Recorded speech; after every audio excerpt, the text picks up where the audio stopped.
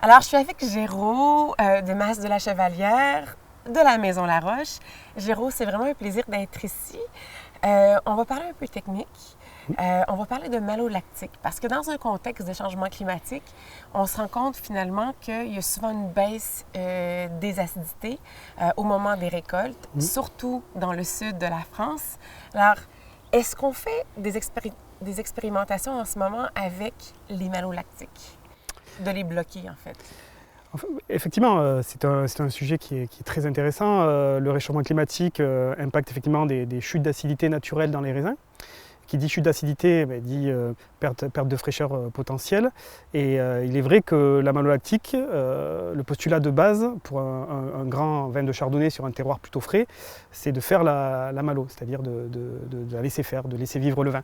Donc il est vrai que c'est ce postulat de départ qui est sur nos vins de domaine et les vins de sélection est fait. En même temps, sur des vins plus classiques, sur des vins de cépage, sur des vins avec des consommations plutôt rapides, avec des âges plus courts, il n'est pas impossible de bloquer la malo et c'est ce qui est fait d'une manière dominante sur les vins du sud. Les malos sont bloqués parce qu'on veut garder cette acidité de base dans le raisin. Le rôle de la malolactique va bien au-delà de la baisse de l'acidité.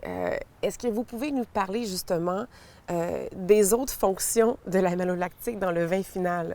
Effectivement, la malo effectivement, est faite par des bactéries et va amener beaucoup de choses dans le vin. On va avoir des arômes qui vont être liés à cette fermentation malolactique, donc des choses un peu plus beurrées, un peu plus complexes.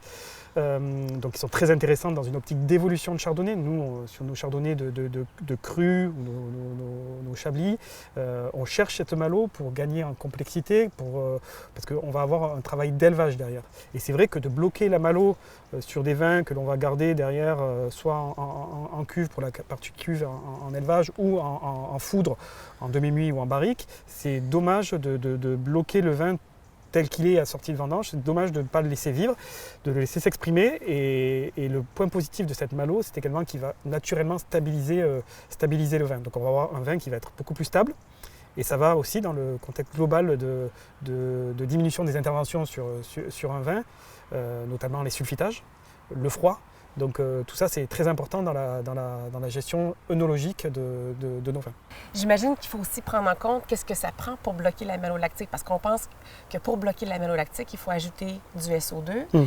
Il faut aussi utiliser de l'énergie pour baisser la température. C'est ça. Donc en fait, c'est un processus qui n'est pas très naturel. Effectivement, pour bloquer la malo, on a plusieurs possibilités.